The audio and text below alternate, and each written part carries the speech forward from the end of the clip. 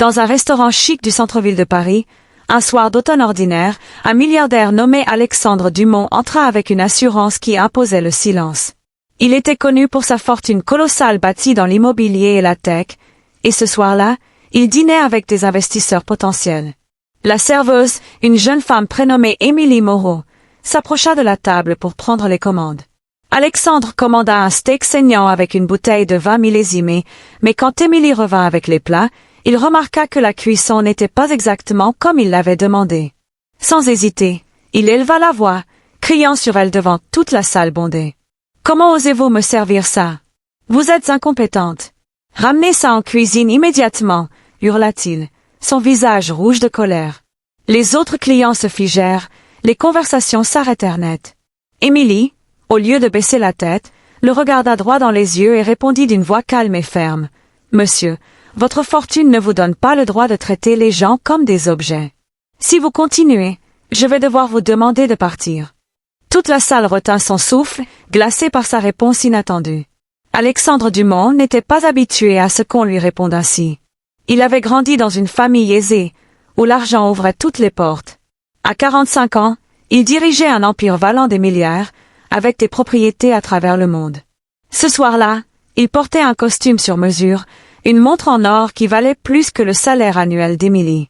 Il s'attendait à ce que la serveuse s'excuse profusément, comme tant d'autres l'avaient fait avant elle. Mais Émilie ne bougea pas. Elle avait 28 ans, travaillait dur pour payer ses études en droit, et avait déjà vu trop de clients arrogants. « Je fais mon travail du mieux que je peux, monsieur. Si le plat ne vous convient pas, je le renvoie en cuisine sans problème. Mais criez encore une fois, et c'est vous qui sortirez, ajouta-t-elle, sa voix ne tremblant pas. Les investisseurs à la table d'Alexandre échangèrent des regards gênés. L'un d'eux, un homme d'affaires nommé Pierre Laurent, toussa pour briser le silence. « Allons, Alexandre, ce n'est qu'un steak. Pas la peine de s'énerver. » Mais Alexandre ignora son collègue. Il se leva légèrement de sa chaise, pointant un doigt accusateur vers Émilie. « Vous savez qui je suis? Je peux faire fermer cet endroit d'un claquement de doigts, menaça-t-il. La salle entière était maintenant attentive, des murmures se propageant comme une onde. Emily Croyce à las bras. Je sais exactement qui vous êtes, monsieur Dumont. Vous êtes l'homme qui a fait la une des journaux pour avoir licencié des centaines d'employés sans préavis l'année dernière. Et maintenant, vous traitez une serveuse comme si elle était responsable de tous vos malheurs. » Ces mots frappèrent Alexandre comme un coup de poing. Il se rappelait vaguement cette affaire, une restructuration de son entreprise qui avait mis des familles à la rue. À l'époque, il avait justifié cela par des besoins économiques, mais entendre cela de la bouche d'une inconnue le déstabilisa. Les clients aux tables voisines hochaient la tête, certains même applaudissant discrètement. Une femme âgée à une table proche murmura à son mari, « Elle a raison, cet homme est un tyran. » Alexandre sentit la chaleur monter à ses joues. Il n'avait pas prévu cela. Habituellement, les gens se pliaient à sa volonté. Émilie continua, « Votre argent vous protège peut-être des conséquences, mais pas de la vérité. Ici, dans ce restaurant, nous sommes tous égaux. Si vous voulez être servi avec respect, commencez par en montrer. » Pierre Laurent intervint à nouveau, essayant de calmer la situation. « Émilie, c'est bien votre nom? Apportez-nous une autre bouteille de vin, s'il vous plaît, et oublions cet incident. » Mais Émilie secoua la tête. « Non, monsieur. Pas tant que monsieur Dumont ne s'excuse pas pour son comportement. » Alexander et John. « M'excuser? À une serveuse? Vous rêvez? » répliqua-t-il. Pourtant, au fond de lui, une petite voix lui disait qu'il avait peut-être dépassé les bornes. Il se rappelait son enfance, quand son père, un entrepreneur modeste, lui avait appris que le respect se gagnait, pas s'achetait. Mais les années de succès l'avaient changé. La gérante du restaurant, une femme nommée S. Ophi Bertrand, s'approcha alors de la table. Elle avait entendu le bruit depuis la cuisine. « Que se passe-t-il ici ?» demanda-t-elle d'une voix autoritaire. Émilie expliqua calmement. « Monsieur Dumont a crié sur moi parce que son plat n'était pas à son goût. Je lui ai dit que ce n'était pas acceptable. » Sophie assis tourna vers Alexander. « Monsieur, nous apprécions votre clientèle, mais nous ne tolérons pas les comportements irrespectueux envers notre personnel. » Alexander fulmina. « Vous savez combien je dépense ici chaque mois? Vous allez regretter ça, menaça-t-il.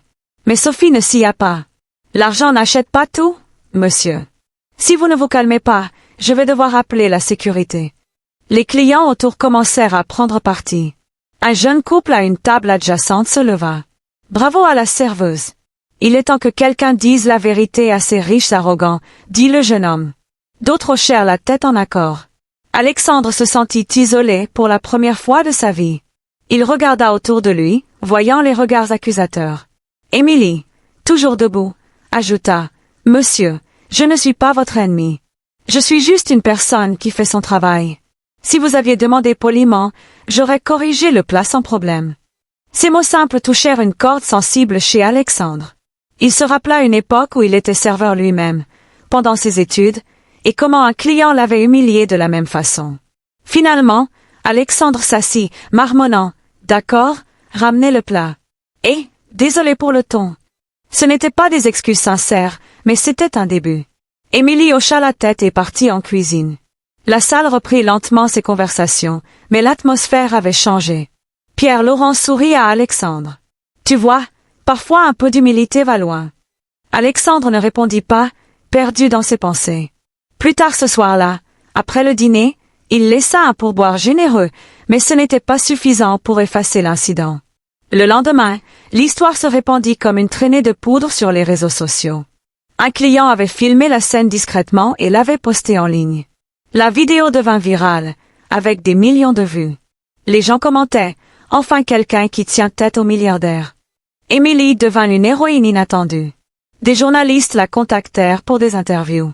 Elle refusa d'abord, mais accepta une pour expliquer son point de vue. « Je n'ai rien fait d'extraordinaire. J'ai juste défendu ma dignité, » dit-elle à un reporter. Alexandre, de son côté, vit sa réputation ternie. Ses investisseurs hésitèrent sur le deal en cours. Il dut faire une déclaration publique. « J'ai eu un moment de faiblesse.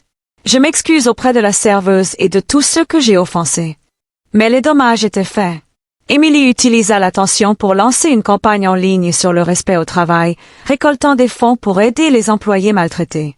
Au fil des jours, Alexandre réfléchit à ses actions. Il contacta Émilie personnellement pour s'excuser correctement. « Vous aviez raison. L'argent m'a aveuglé », admit-il lors d'un appel. Emily accepta less excuses. C'est un pas en avant. Peut-être que vous pouvez utiliser votre influence pour changer les choses. Alexandre promit d'essayer. Il commença à soutenir des causes sociales, investissant dans des formations pour employés. L'incident Chan Hea lobby dit Emily. Elle termina ses études en droit plus vite grâce aux dons et devint avocate spécialisée dans les droits des travailleurs. Alexandre, lui, apprit l'humilité. Il visita souvent le restaurant, traitant le personnel avec respect. La salle qui avait été glacée par la réponse d'Émilie devint un symbole de justice. Mais l'histoire ne s'arrêta pas là. Des mois plus tard, Alexandre et Émilie se recroisèrent lors d'un événement caritatif. Ils discutèrent longuement. « Vous m'avez ouvert les yeux », confia Alexandre. Émilie sourit. « Et vous m'avez donné la force de poursuivre mes rêves. » Leur rencontre inattendue mena à une collaboration. Alexandre finança un fonds pour les victimes d'abus au travail, avec Émilie à la tête. Les années passèrent, et l'incident devint une anecdote célèbre. Alexandre reforma son entreprise, priorisant le bien-être des employés. Émilie gagna plusieurs affaires importantes, défendant des serveurs, des ouvriers, des oubliés.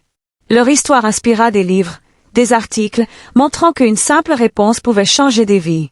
Pourtant, tout avait commencé par un cri et une réponse glaciale. Alexandre n'oublia jamais ce soir-là. Il apprit que la vraie richesse était dans le respect mutuel. Émilie, elle, continua à défendre la dignité humaine, prouvant que le courage n'avait pas de prix.